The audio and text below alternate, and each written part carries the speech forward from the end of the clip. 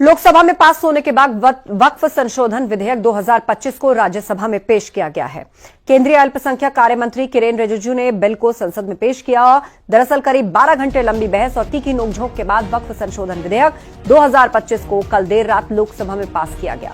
इस विधेयक के पक्ष में 288 वोट पड़े, जबकि विपक्ष में 232 सांसदों ने मतदान किया। ये विधेयक वक्फ संपत्तियों के प्रशासन और प्रबंधन को बेहतर करने के मकसद से लाया गया।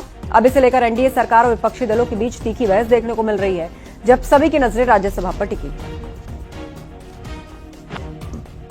हम लोग ने संरक्षण भी दिया है कि वक्फ बाय यूजर में जो वक्फ प्रॉपर्टी ऑलरेडी रजिस्टर्ड है, जो सेटल्ड केस है, हम उसको रेट्रोस्पेक्टिव जाकर के उसको हम छेड़छाड़ नहीं करेंगे। ये प्रोस्पेक्टिव इफेक्ट होगा। हाँ, अगर कोई डिस्प्यूटेड है, कोर्ट में पेंडिंग है, बातचीत चल रहा है, डिस्प्यूटेड है, तो जाहिर सी बात है सर कि कोर्ट का अधिकार को तो हम यहां खत्म नहीं कर सकता है। तो इसलिए unless the property is disputed, all those land, those property, work property which are registered, which has a proper documentation, they will remain so। और इसका अधिकार राज्य सरकारों का है। Land is a state subject, तो भारत सरकार, केंद्र सरकार तो कुछ कर नहीं सकता है, वो राज्य सरकार को ही अथॉरिटी दिया है। वक्फ संशोधन बिल पर राज्यसभा में चर्चा जारी है और इस बिल पर चर्चा से पहले राज्यसभा में उस वक्त हंगामा हुआ जब मल्लिकार्जुन खड़गे ने लोकसभा में अनुराग ठाकुर के बयान को उठाया। खड़गे ने कहा, मुझ पर लगे सभी आरोप गलत, मुझ पर लगे आरोप अनुराग ठाकुर साबित करें। कल लोकसभा में अनुराग ठाकुर ने खड़गे पर सवाल उठाए थे, आरोप लगाए थे, जिसके बाद में संसद के रिकॉर्ड से उसे हटा दिया गया है। Yesterday, completely false and baseless charges were hurled at me in the Lok Sabha by Shri Anurag Thakur. When he was challenged by my colleagues, he was compelled to withdraw his defamatory remarks. But the damage has been done. All medias have carried.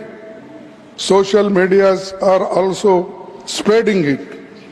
His statements damaging my image and reputation had already been picked up the social and other medias.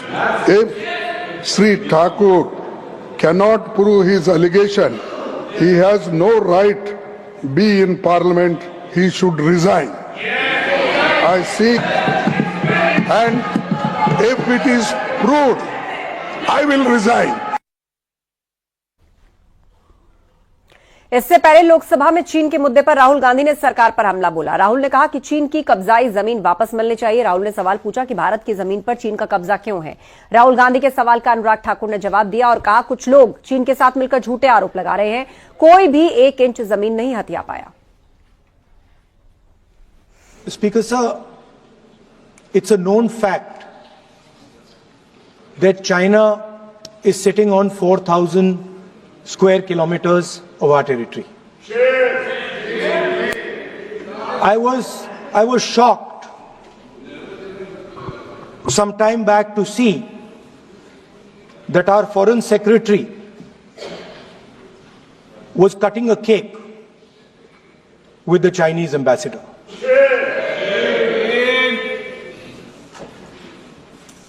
The question is, what exactly is happening to this territory?